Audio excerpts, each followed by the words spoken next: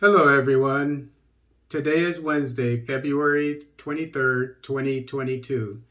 Venezuela and Equatorial Guinea strengthen their energy cooperation. This article is taken from Guinea Info Market.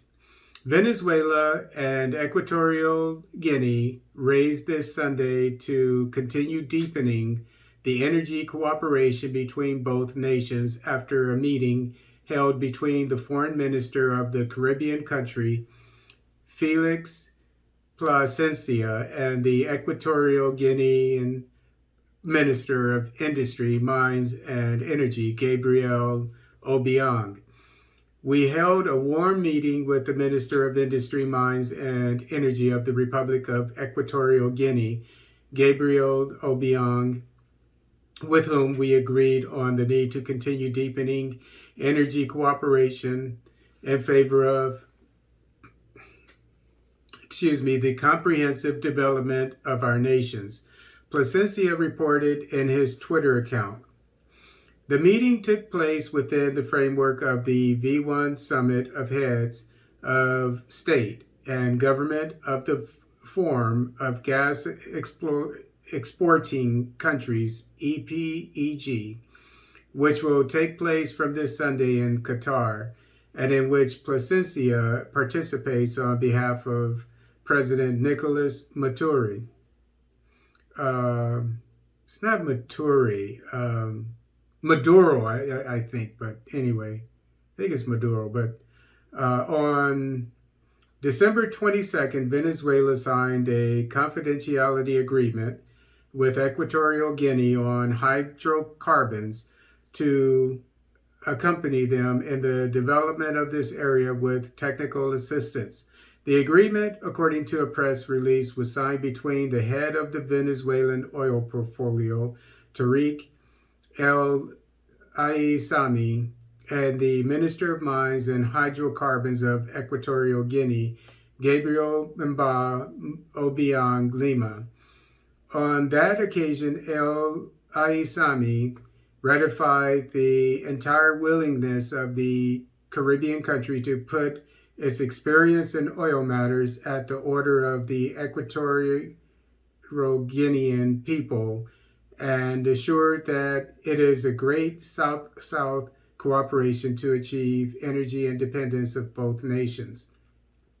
Since its independence from Spain in 1968, Equatorial Guinea has been considered by human rights groups as one of the most repressive countries in the world due to accusations of arrest and torture of dissidents and allegations of electoral fraud.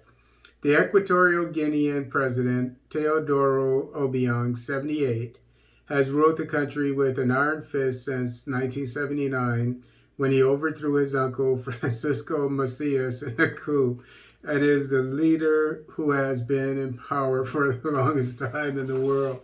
That's a guy I wouldn't want to run into in a dark alley.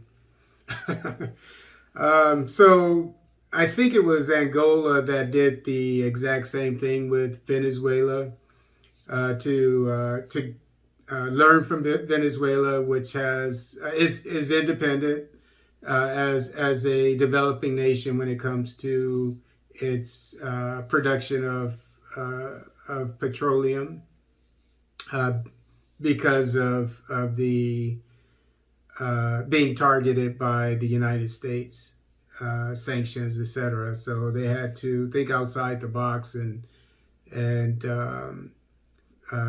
I would assume get knowledge from Russia, and maybe even China, and maybe Iran as well, two of which are oil producing nations, to get technical advice so that they could run their own oil industry.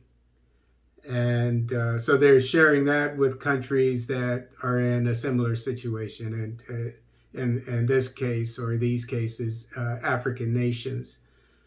And one thing that I appreciate about these two governments, Angola and Equatorial Guinea, is that they're not afraid of the West, because I'm sure the West does not like the fact that they're cooperating with pariah to the West, Venezuela. So you have to give them credit for that.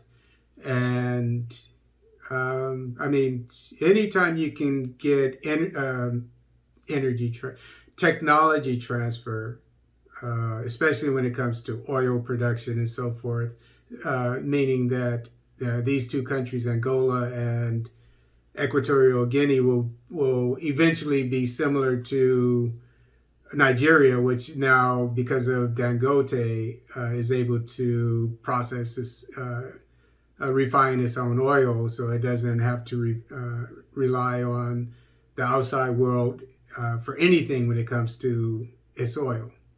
So eventually they'll be in the same situation, I would assume, with the help of Venezuela. But we'll keep an eye on it.